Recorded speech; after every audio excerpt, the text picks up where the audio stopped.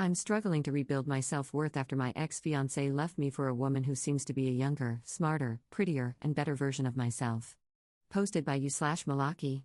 Hi guys, I know it's probably hard to believe, given how nauseatingly pathetic I sound right now, but before this happened, I really felt like a confident and content human being.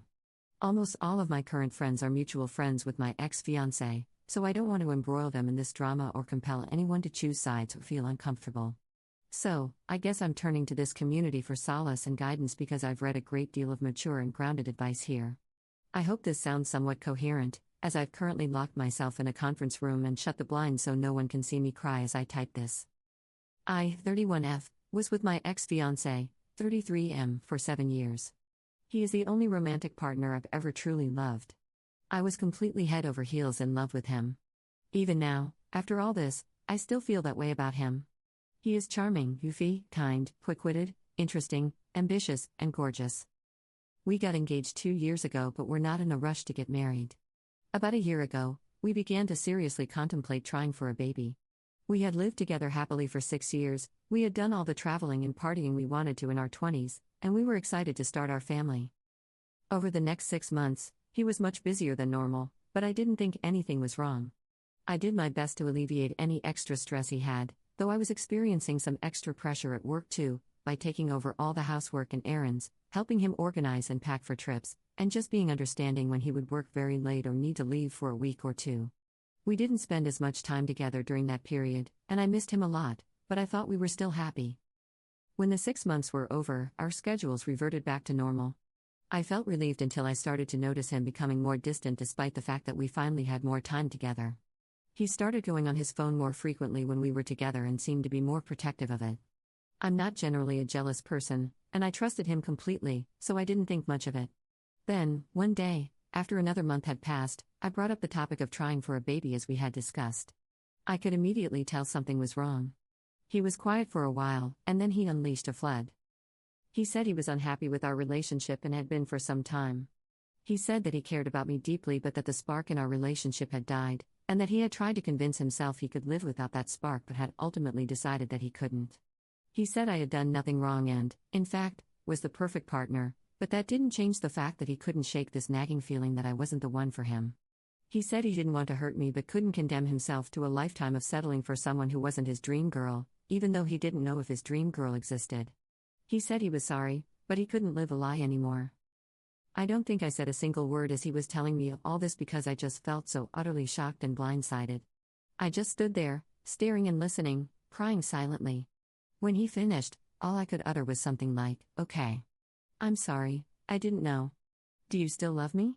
He paused for a while and then said that he loved me but wasn't in love with me anymore. We proceeded to spend the whole night discussing his feelings and our relationship until we were both so exhausted we couldn't cry anymore, and the sun was coming up. He said he was sorry again and that it was probably best if he stayed at a friend's place, so he packed up some stuff and left. That was about 5 months ago. We never really talked in person again. His brother and his best friend came over that weekend to get the rest of his stuff, and I just left while they were packing because I couldn't stand to be there. I felt so shocked, numb, traumatized, and tired that I didn't even cry much. I couldn't really process what was happening as I went through the motions of moving out and explaining the situation to my family. When I finally moved into my new place and sat alone with my boxes, I completely broke down. I could not stop crying and dry heaving. I ended up using 5 vacation days to take a week off work, which really irked my manager. I could not get out of bed. I barely ate, living off this old tub of peanut butter. I looked through all our old pictures and tried to figure out where it all went wrong. Then, for 4 months, I tried my best to move on. I deleted all my social media apps so I wouldn't have to see him. I dove into work. I ramped up my hobbies. I exercised to keep my mind occupied. I met with friends and family and pretended everything was okay. I started going to my therapist again, which helped a bit. I finally thought I could see the light at the end of the tunnel. Then, a month ago, I ran into a mutual friend from college. She said it was really sad to see that we weren't together anymore and surprising to see he had moved on so fast. I told her I wasn't keeping up with him anymore but that I was doing okay. When I got home, even though I knew it was a terrible idea, I re-downloaded Instagram and went to his profile. His latest picture was of him at his cousin's wedding with his arm around a gorgeous girl. All the old pictures of him and me were gone from his profile. Again, I knew it was a terrible, self-destructive idea. But I went to the girl's profile and Googled her. She, 24F, is literally a younger, smarter, prettier, and better version of me. We both studied at the same university, but she completed a prestigious program that I was rejected from.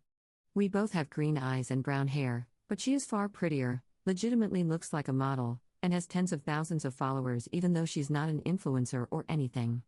In fact, we both work at the same company. I'm pretty sure my ex met her through work, but she landed a job in a prestigious division right out of undergrad and likely makes more money than me. She is an improved version of me, 7 years younger. And the love of my life is dating her. For the past month, I've been spiraling. I can't stop stalking my ex-fiancé and this girl. I look at her Instagram every day and torture myself with her gorgeous pictures. She's posted a dozen pictures with my ex over the past few months, and he looks so happy, healthy, and fit. They've gone on trips together, he's brought her to his hometown, and he's even posted a picture of them with a mushy caption, which he never did when we were together. I have no evidence, and I don't think my ex would do this, but I now suspect he was at least interested in her while we were still together. She started at the company about a year ago. I'm so paranoid about running into them. I recognize that my behavior is obsessive and masochistic. I've deleted Instagram and told myself I'm not going to do this anymore, only to wake up the next day and re-download the app and do it again. My therapist has been trying to help, but I just cannot move past this. I'm stuck in this mental loop of self-loathing and self-pity, this crazy mix of extreme sadness and latent anger.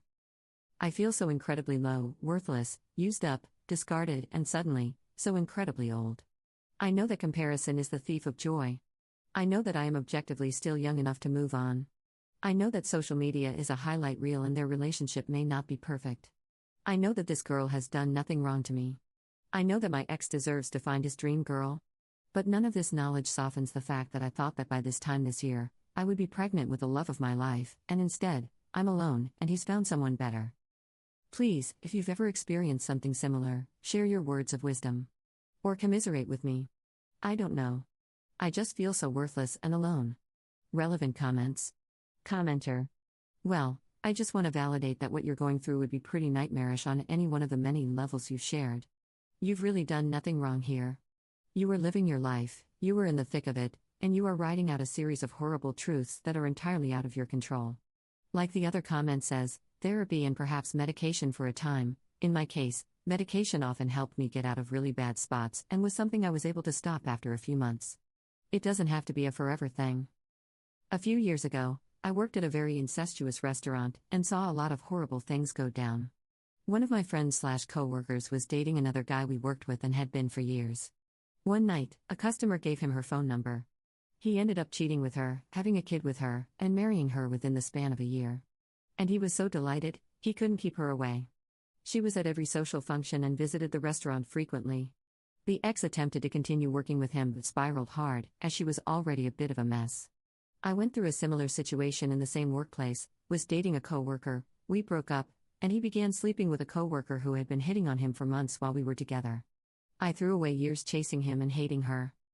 I'm just sharing those stories so you know that the ugly emotions you're feeling now are shared by other women who've been where you are. Some breakups are bad, and some are catastrophic, causing you to turn inward in very toxic ways.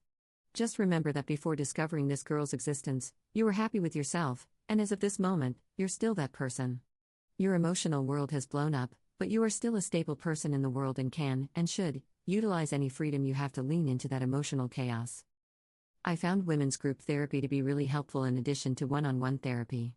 I honestly would not make any self-judgments or changes in your life until you've evaluated your feelings with a therapist. Maybe this is an opportunity for growth and re-evaluation, but don't even think about going there until you've shaken the chaotic and oppressive feelings you have now. They are reactionary and don't speak to who you are or where you will go from here. Ops response. Thank you so much for taking the time to write this. It feels quite validating to read your words and remind myself that difficult and ugly situations happen to people all the time, and I'm not completely insane for reacting as I have in the aftermath.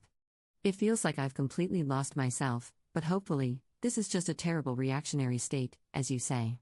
I certainly don't want to wallow in self-pity and self-hatred forever.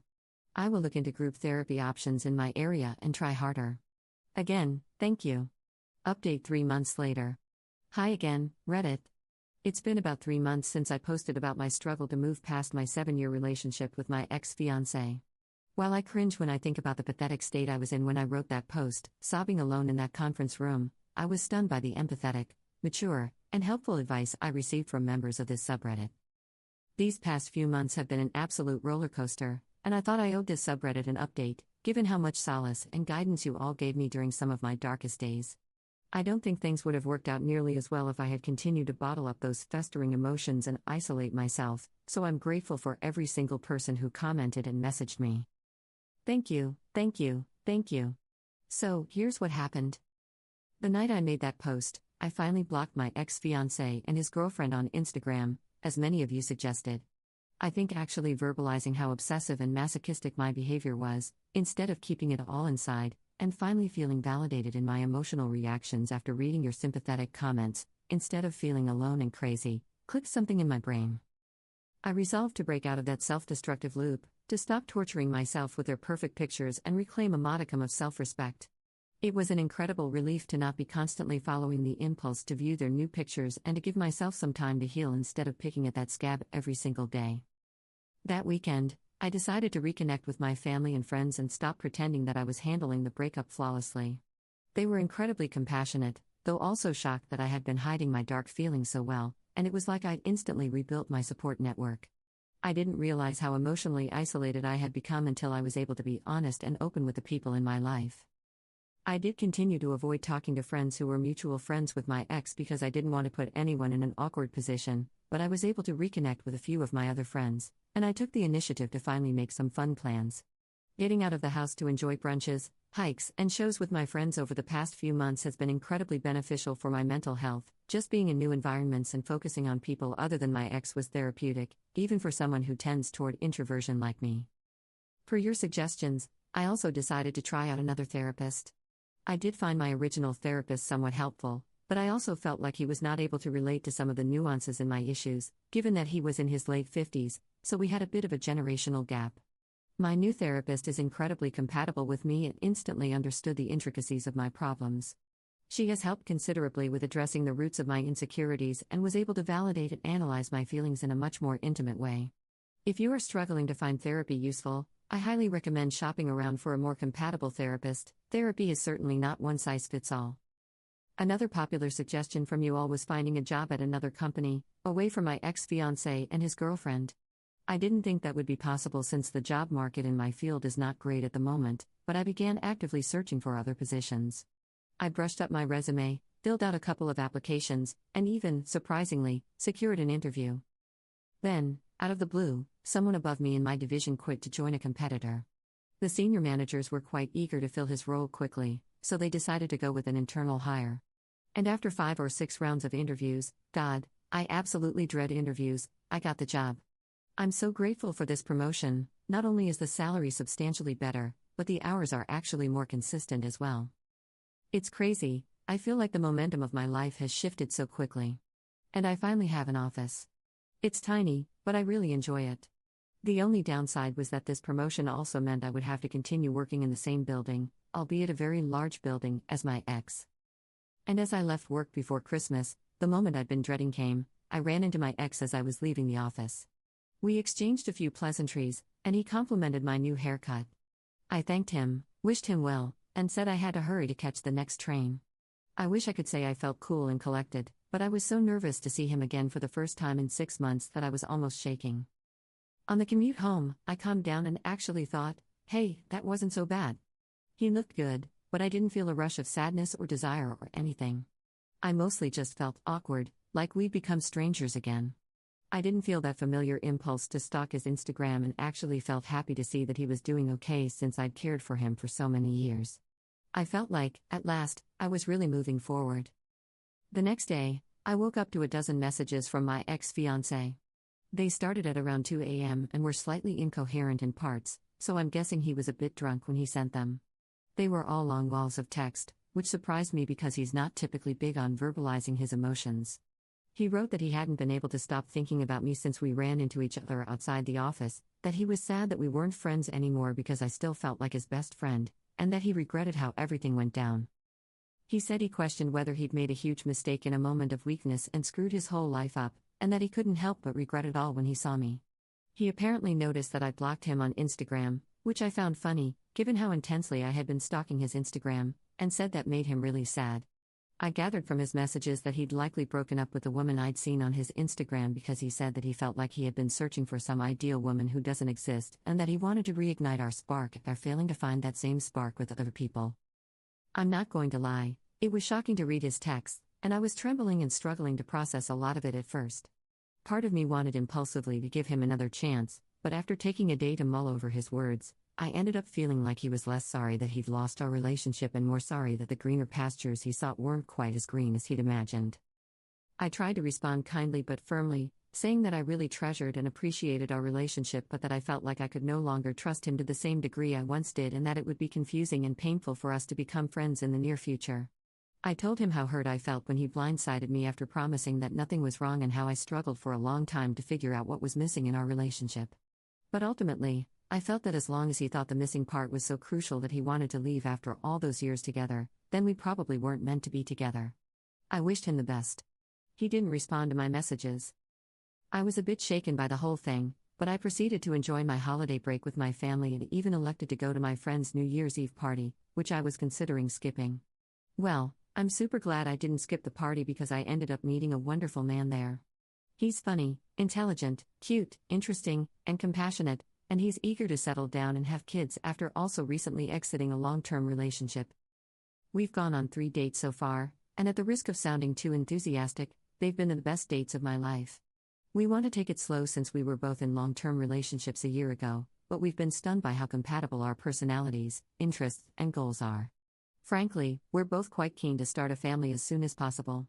So while I'm trying not to be overly confident in this relationship, I'm also super excited to see where it goes. In conclusion, thanks in large part to the advice I received 3 months ago in this subreddit, I've emerged from a very dark place and am now cautiously optimistic about my future for the first time in a long time.